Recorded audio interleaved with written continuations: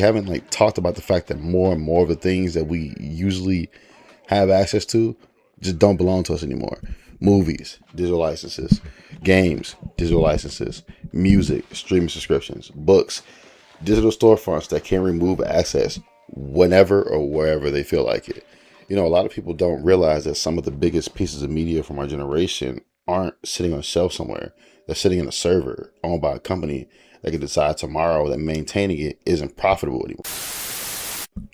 So this age is going to be seen as a tech dark age, or a dark period for us technologically. And how can I say that? Well, with all the tech being tied to subscriptions, baked in with planned obsolescence, and generally being not built to last, what's even going to be left to look back on in 30, 40, 50 years? You know what I mean? Like, what are we even going to be looking back on nostalgically if all the devices are paperweights, or if all the software is sunset at that point in time? Sunset to the point where even if you reverse pirated it or reverse engineered it to work on newer hardware, it's like it's so truncated. You know what I mean? It's so bloated and such a that method becomes obsolete too. Basically, is what I'm trying to say. And I think that's just something that we can all feel right now. I guess we can all agree that even a phone that we use every day, we kind of change hands every 3 to 5 years or so, and there's not really a need to do so, but we do. you know and speaking of phones, let's jump into, I guess, the first point. Like cell phones, most of them break within 3 years, like I was saying. And I know this because I sold phones for 2 years at a Verizon store, and as a lead between three different busy locations, and now I do IT work. And it's because the phones, going back to the phones, they're focused on selling you the upgrades. Like, can you fix them? Mayhaps, right? Maybe. But let's say a screen's cracked on a phone you have for 3 years. The supplier may not even make that screen anymore, for example. Or if it's made of premium parts, the parts are just more expensive than buying a new phone and running the same problems, or running into the same problems another 3 years or so. It's not even considering like the software aspect of it, the tech, like in the phones, the guts of the phones, computers, games, or whatever. Most things that are selling you, basically a brick that, houses the software. And without that software to house, it really is just a brick for real. At least for most people.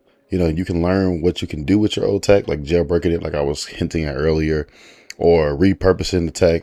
That's an idea that some people are gravitating towards. And you've seen it with people re-engaging with dumb phones now, and people coming back to iPad Nano shuffles. I had one of those purple joints. Ping me in the comments if you had the purple shuffle. We all know the coolest kids have the purple shuffle. But, even with that point, how long is that gonna last for? How long is that technology gonna last for? Because again, we're reverse engineering, or we're going back to stuff from a point in the future. And at some point, unless these items get remade or custom made, they're just not gonna work anymore. It's not gonna work like it used to, at least. And the point is, even if, a user who's tech advanced enough to make use of these things, like, why should they have to?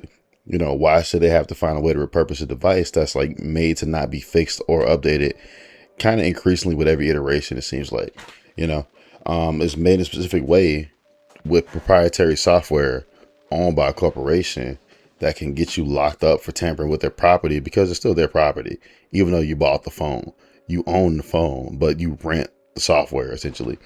And with that being said, the thing's still being made to be obsolete after about an arbitrary 3 years or so amount of time, once a new flagship model drops, which is very coincidental. But trying to keep a device like an older person with a car is a pipe dream for most people, especially for the reasons listed above. It's arguably worse because a car is a piece of hardware.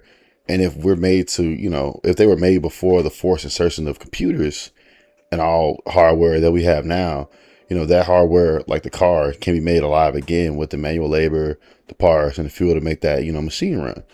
While these resources aren't infinite, right, they can be worked with and or patchwork relatively simply compared to what we are now relying on to do basic tasks in society, like working, paying each other, acquiring goods and services, and talking to people. The list goes on what you can do, but that list does get shorter and shorter. You know what I mean?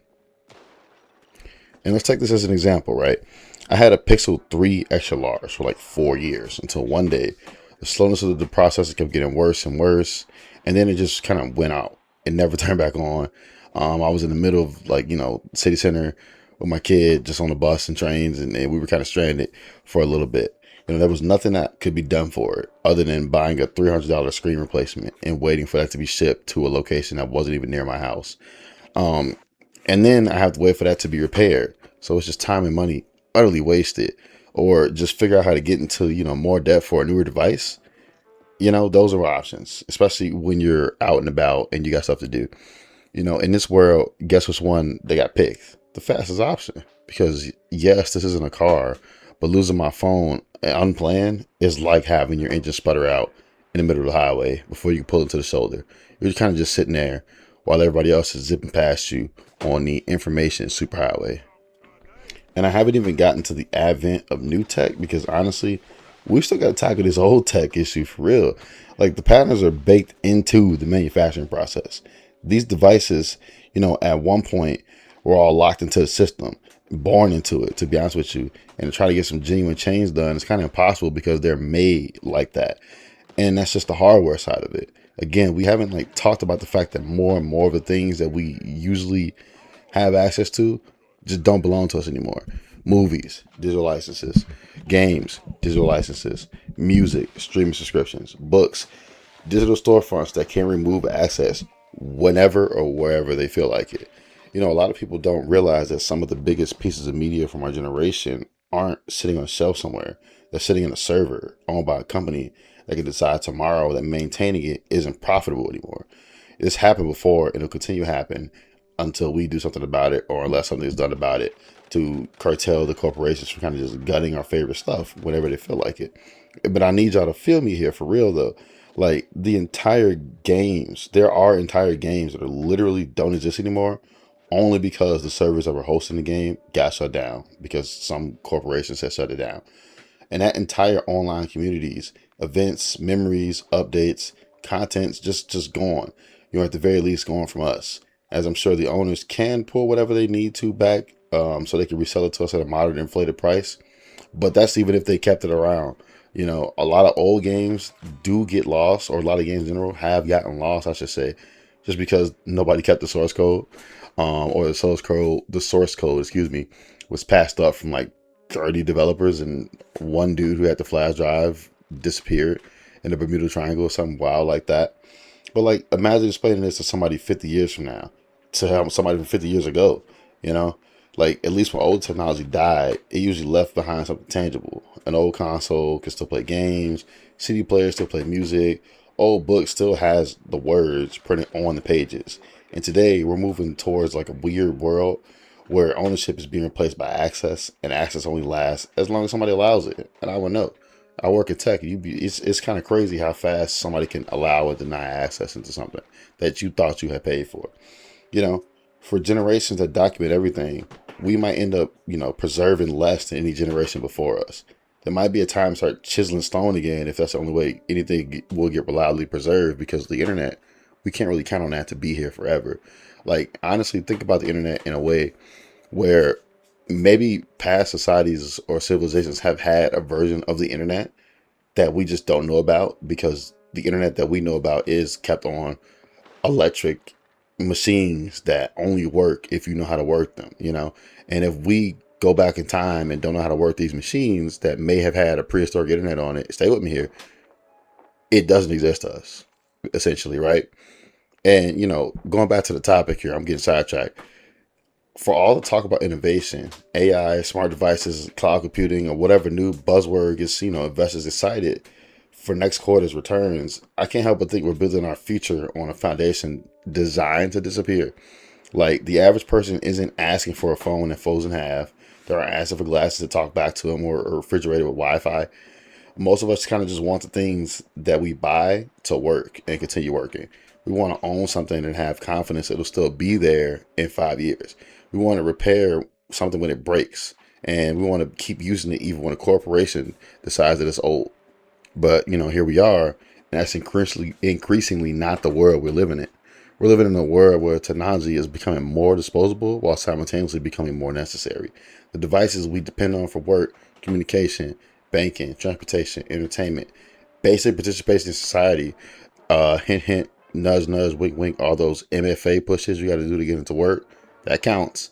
You know, it's the same device being designed around replacement cycles instead of longevity. Maybe people 50 or 100 years from now will look back at this period as the golden age of technological advancement. But honestly, I don't really see that becoming the case. Because how could that be the case if we can't like catalog things even for historical reasons? I honestly think there's a good chance that they'll look at the same way we look at wasteful industrial practices from the past. A time when we became obsessed with making things smarter, faster, and newer while forgetting to make them last. And if that's the case, this era won't be remembered for the technology we created. It'll be remembered for how quickly we had something and then how quicker still we threw it away. I bet it feels like yesterday we had devices that lasted, Game Boys to bring it to games. We had Game Boys, we had PSP, we had all these other devices that even though they weren't made to last, they were still made with an old world ethos in mind, and they ended up lasting anyway. Now, I don't really see that through line when it comes to our technology, our advancements, or kind of anything of that nature, because it's just like made for one quarter going the next quarter, and I'm speaking in investment terms because those are the people who kind of decide this anyway. I just think that that's fucked up to be really candid about it. I think it's really crazy that that's what we're dealing with, or we're going to have to deal with going into the future. But hey, drop in the comments pineapple emoji if you got this far. Man, nah, robot emoji if you got this far. Hopefully that'll last throughout time in this comment section where me and you are yapping and think about this next side quest. Holla at me. Don't forget to like and subscribe. Hype it up. I don't even know if I have that button yet. I have like no subscribers, but show me some love in the comments. Much love, and check out my community posts. Y'all be slacking.